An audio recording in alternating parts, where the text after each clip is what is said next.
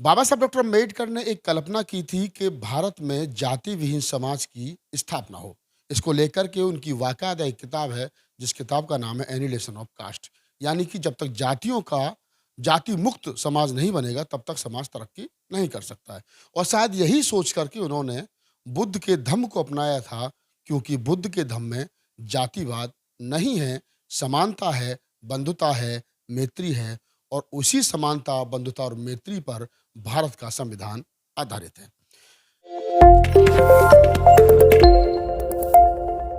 नमस्कार, मैं राहुल नागपाल और आप देखना शुरू कर चुके हैं हमारा यूट्यूब चैनल, जिसका नाम है बोल पिचासी।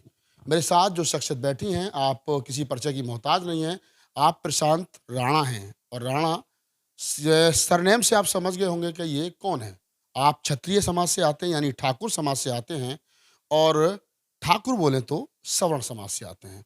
अब आप कहेंगे कि मेरा चैनल जो बोल पिचासी है, जिसमें मैं सिर्फ बहुजन समाज की बात करता हूँ, तो आज राणा जी से मैं क्यों और किस लिए मुलाकात कर रहा हूँ और आपको क्यों रूबरू करा रहा हूँ।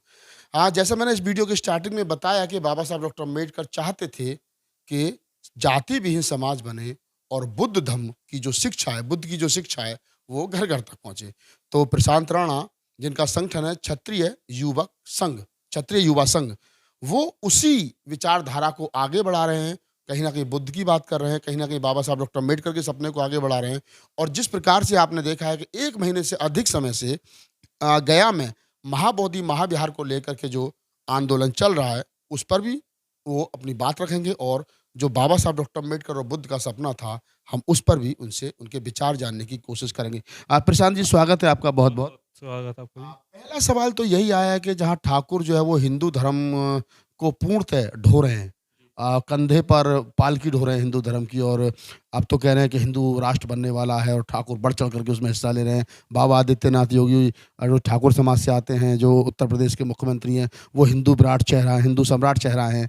तो ऐसे में प्रशांत राणा के मन मस्तिष्क में समता, बंधुता, मैत्री, करुणा, बुद्ध, अम्बेडकर, महावीर, ये समान ऋषि की विचारधारा कैसी प्रकट हुई? देखिए, सबसे पहले तो आपका बहुत-बहुत स्वागत है। आपने कहा कि हिंदू धर्म का बोझ ढो रहा है क्षत्रिय समाज। ये वास्तविक सच्चाई है कि हम लंबे समय से एक पाखंड युक्त हिंदू धर्म के वज़न को ढो रहे थे। और इसके पीछे कहीं न कहीं जो हमारे ऊपर ये धर्म थोपा गया था, इसमें पंडा पूंजी गठबंधन का एक बहुत बड़ा वर्ग था, जिसने हमारे ऊपर इसको थोपा है। और उसकी मतलब आप ये कह रहे हैं कि जो ब्राह्मण हैं, पंडा पूंजी, दोनों आ गए। क्या पूरा नाम क्या है? पंडा पूंजी? पंडा पूंजी गठबंधन। अच्छा, पंडा पूंजी गठबंधन, यानी जो ब्राह्मणी वाद, जो ब्राह्मणवाद है, उसका बड़ा योगदान है ठाकुरों को हिंदू बनाने में। बिल्कुल, बिल्कुल। तो आप बताओ कैसे? देखिए क्या है कि इन्होंने आज के समय में हम बात करें, कुछ मंदिर बनाए और उनके ऊपर ये लोग बैठे थे। जब इन क्षत्रिय समाज मंदिरों में जाता था, तो ये उनको जो आज का बहुजन समाज है उसके प्रति उकसाना, या जो इनको नैरेटिव सेट करना होता था देश में। आज तो मीडिया, पहले मीडिया नहीं था, तो वो मंदिरों से होता था इनका कार्य। मतलब जो आज काम मीडिया कर रहा है, वो पहले ब्राह्मण मंदिरों में बैठ के करता था। उदाहरण दे सकता हूँ जीता जागता। आपने भारत के प्रधानमंत्री वीपी सिंह का नाम सुना होगा।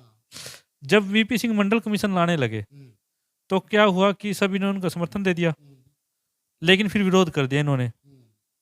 तो उसके प्रति कि वीपी सिंह गद्दार है, जयचंद गद्दार है, क्योंकि वीपी सिंह जयचंद के वंशज थे, गहरवार। तो उन्होंने कहा कि अच्छा, मतलब जो जयचंद का गोत्र था गहरवार, हाँ, वही बीपी सिंह का गोत्र। सिंह का था। तो इन्होंने मंदिरों से और अखबारों से अखबार लोग इतना पढ़ते नहीं थे, पढ़े लिखे नहीं थे, तो मंदिरों में ब्राह्मणों से कहना शुरू करा दिया कि जयचंद तो गद्दार था और उसका वंशज वीपी सिंह है। तो उसको सरकार से घेर दिया इन लोगों ने। तो सबसे बड़ा उदाहरण तो ये मिल जाता है। और बहुत से ये लोग कुछ नैरेटिव सेट करते, जैसे आजकल खाटू श्याम का, या पहले एक और बाला किसका, काफ़ी नैरेटिव चले हैं सब धर्म के नाम पर। उन सभी को इन्होंने चलाया कहाँ से? मंदिरों से। तो इनका बहुत बड़ा वर्ग जो है वो इसी चीज़ से चलाता था। और दूसरी बात, ये जो पत्रे वगैरह देखना, या ब्राह्मण को क्षत्रिय के घर की हर एक छोटी से छोटी बात का पता था, और किस कोने में घर में क्या चीज़ रखी है, वो सभी बातें पता होती थी इनको। हम इतने आश्रित थे इनके ऊपर। इन्होंने हमें कहा कि आप तो ठाकुर हो, श्रेष्ठ हो, भगवान हो आप, भगवान के वंशज हो। भगवान के वंशज हो, आप क्यों इन छोटी जाति के लोगों को अपने साथ लगा रहे हो। ये तो पैर की जूती के समान है। और कहीं न कहीं हमारे से ये गलती हुई, हमारे पिछले लोगों से, कि हमने इनको दूर कर दिया अपने से। और उसका खामियाजा यह हुआ कि आज सत्ता की अगर हम बात करें, तो जहाँ हम देश की आज़ादी के बाद 85% एमपी एमएलए देते थे, आज वो 10 या 15% होगा। सिर्फ़ इन लोगों के कारण। मतलब कहीं न कहीं राजनीति भी छीनती गई सब चला गया। और समाज नीति भी गई, हमारी समाज नीति भी गई, राजनीति भी गई। और आज देखें तो वास्तविक आने वाले समय की बात करें, तो हमारे जो बच्चे हैं और भविष्य है, वो रोज़गार से भी वंचित हो जाएगा। क्योंकि शिक्षा इतनी महँगी कर दी। आज राजपूत का लड़का बहुत धीरे-धीरे पतन की तरफ जा रहा है। भाई पहले ज़मीनें थी, उनसे बच रहे थे और साधन थे। आज कृषि में ये कोई बेनिफिट्स नहीं देते, ना नए न नियम देते हैं, कुछ नहीं मिलता हमें कृषि के क्षेत्र में भी। और रोज़गार के क्षेत्र में तो आप भी समझते हैं कि कुछ है ही नहीं। तो आप कहीं न कहीं ये कह रहे हैं कि जो वर्तमान सरकार चल रही है, ये सरकार हिंदुओं की नहीं बल्कि ब्राह्मणों की है। बिल्कुल, ब्राह्मणों की है। ये नहीं, कांग्रेस भी। क एक कहावत है, एक कोई किताब लिखी थी किसी ने, या कांग्रेस ही आरएसएस की माँ है। एक डायलॉग सुनते होंगे आप। ये वास्तविक सच्चाई है कि ये दोनों एक ही परिवार के व्यक्ति हैं। हाँ, मतलब कुछ लोगों ने हिंदू महासभा से निकल करके अलग आरएसएस बना ली और फिर कांग्रेस से कुछ निकल करके उधर शामिल हो गए। तो स्टार्टिंग में चाहे राहुल गांधी बेशक बहुजन समाज की बात कर रहे हैं, लेकिन अगर 20 साल पुरानी कांग्रेस को, 15 साल पुरानी, 30 साल पुरानी कांग्रेस को देखें तो बीजेपी और कांग्रेस अब एक ही, आरएसएस अब एक ही गोलमाल है। अच्छा, एक सवाल और मन मस्तिष्क में आता है, जैसे कि आपने बताया कि आप ठाकुर समाज से आते हैं। तो अब जैसे आप जो संगठन चला रहे हैं आपका क्षत्रिय युवा संघ, तो आपका जो संगठन है वो क्या कर रहा है? किस प्रकार से कैडर देता है, लोगों को तैयार कर रहा है? आप लोगों के बीच में जाते हैं तो लोग आपको कहते नहीं कि हम तो क्षत्रिय हैं, हम तो ठाकुर हैं, आप कहाँ ये अम्बेडकर की, बुद्ध की बात कर रहे हो? देखिए, पहले ये चीज़ें हमारे साथ हुई थी। अब जब सरकार ने ही हमें ठोकरें मारनी शुरू कर दी, तो अब लोग समझने लगे कि ये लोग सही रास्ते पे काम कर रहे हैं। अब हमारा समाज हमारे साथ चलता है और हमारी विचारधारा को समर्थन भी करता है कहीं न कहीं। बहुत फ़र्क आ चुका है हमारे समाज के अंदर। ठोकर मारने का जैसे कि इतिहास चोरी का काम है। क्षत्रियों का इतिहास चोरी किया गया। इसके पीछे इतना बड़ा स्कैम किया गया। आपको अगर इस स्कैम को मैं आपके आगे रखूँ, एक वीर सावरकर था और एक उन्होंने हिंदू महासभा बनाई जिसका ज़िक्र अभी आपने किया था।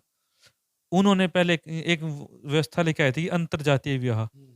उन लोगों ने अंतरजातीय विवाह शुरू कराए ताकि सभी हिंदू हो जाएँ और हम सत्ता में काबिज बने, स्थापित हो जाएँ। वो इनका एजेंडा नहीं चल पाया आज तक भी, क्योंकि आज भी इंटरकास्ट मैरिज को कोई राजपूत पसंद नहीं करते, क्षत्रिय या कोई भी है। ओबीसी की जातियाँ पसंद नहीं करती हैं, दशाशुल कास्ट नहीं करती। हाँ, तो क्या हुआ, इ तो इन्होंने देखा 1960 और 65 के दशक में इतिहास चोरी का कार्य शुरू करवा दिया। भाई एक-एक क्षत्रिय महापुरुष उठा के ओबीसी, एससी सभी समाजों को दे दो। ओबीसी वर्ग के सभी वर्गों को दे दो। अब वो उनको एक-एक महापुरुष मिलेगा, तो सीधी-सी बात, वो हिंदू बन जाएँगे। तो इन्होंने स्कैम किया हिंदू बनाने के लिए सबसे बड़ा। जैसे जाटों को दे दिया या गुजरों को दे दिया, सभी को, और आपस में भी एक दूसरे से भिड़वा दिया। आपस में राजपूत और जो हमारा आपसी भाईचारा था वो सब आपस में भी खत्म होता चला गया और इतिहास का भी विकृतीकरण करते चले गए ये। इसके पीछे सीधा-सीधा स्पष्ट हो जाता है कि हिंदू महासभा का हाथ था। और ऐसे ही इन्होंने कार्य किया हरिद्वार के अंदर। हरिद्वार के अंदर गंगा मंदिर है, जिसकी सब मानते हैं और भारत का बड़ा मंदिर है, इंटरनेशनल पहचान। नेशनल पहचान है उसकी, अर्की की पैड़ियों की। अगर आप गंगा मंदिर में प्राचीन मंदिर देखोगे गंगा मैया का, वो वास्तविक रूप से राजा मान सिंह की छतरी है, जो जयपुर के राजा थे अकबर के समय में। उनकी छतरी थी वो, उनकी स्मृति में बनी थी।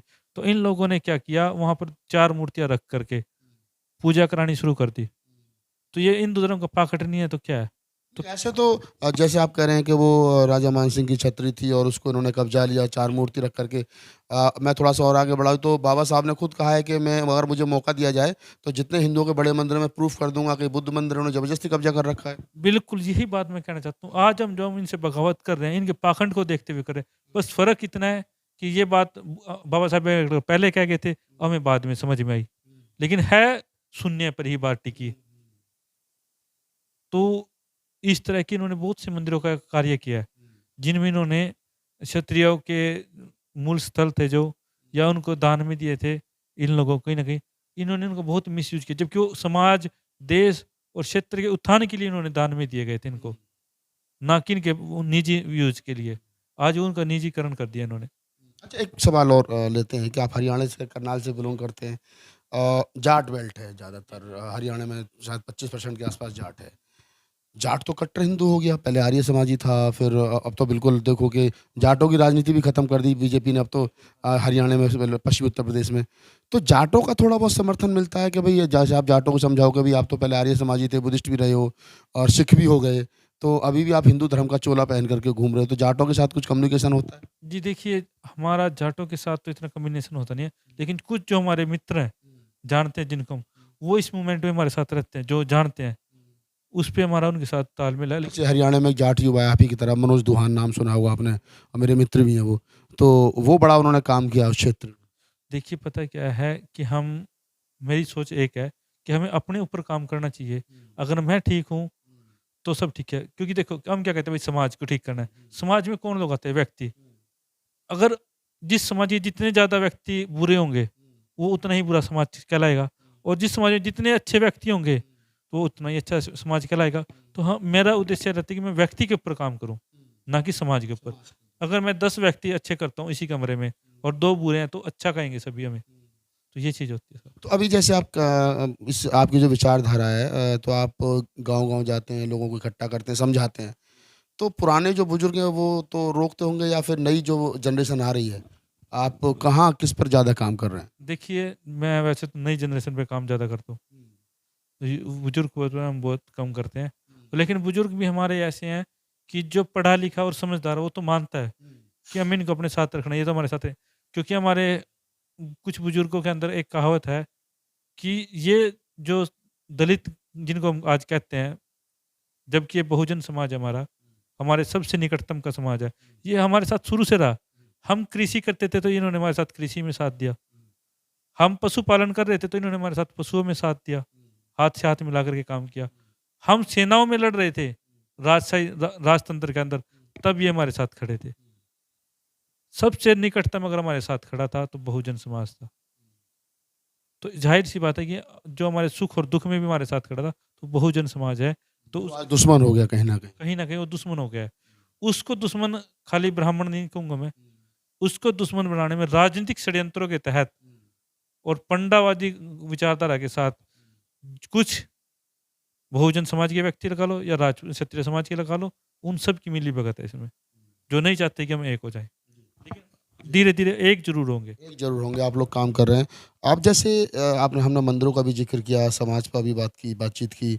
आपको लगता है कि जो बोध गया का मामला चल रहा है, वहाँ पे 4 हिंदू पंडे बैठते हैं, 4 बुद्धिस्ट मॉन्क रहते हैं और डीएम उसका चेयरमैन होता है।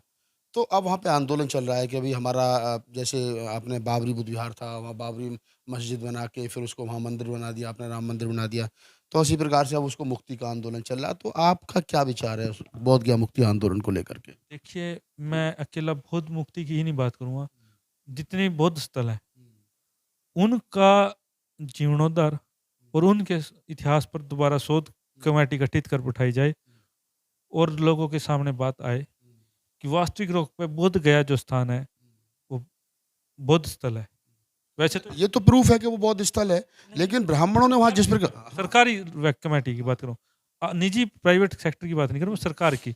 सरकार अपने लेटर पैड पे लिख के दे कि वो ब्राह्मण मंदिर है कि बौद्ध मंदिर है।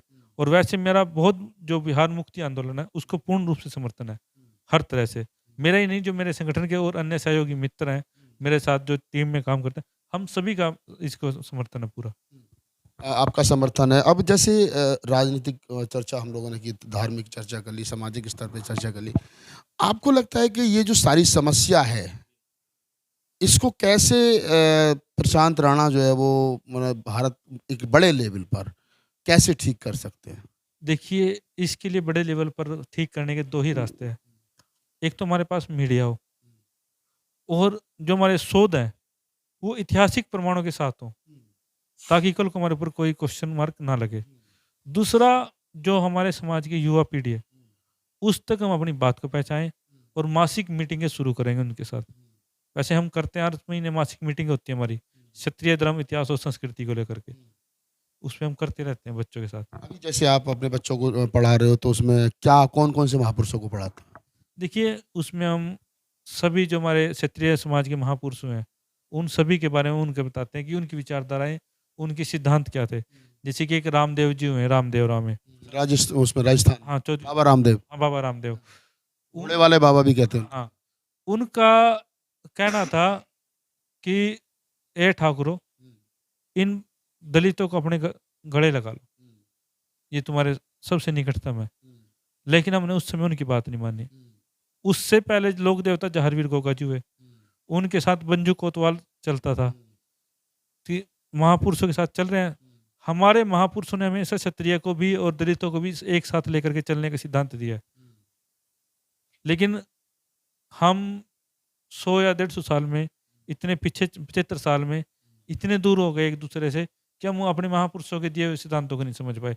जो एक लोग कहते हैं कि क्षत्रियों ने तो दलितों का हमेशा शोषण किया है, मैं नहीं मानता। अगर उन्होंने दलितों का शोषण किया होता तो रामदेव जी क्यों कहते? अजयपाल जी हुए हैं, पृथ्वीराज चौहान थे, उनके परदादा थे।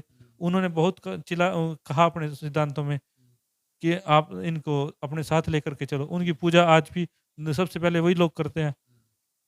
और जहारवीर गोगा जी हुए हैं, उन्होंने भी कहा। राजस्थान में सबसे ज़्यादा जो मेघवाल समाज है, जो चमार समाज है, वो उनके घरों में रामदेव जी की पूजा होती है। और दिल्ली में भी रामदेव जी का एक बड़ा मंदिर है जो जहाँ मेघवाल समाज, हाँ, ओखला के आसपास है।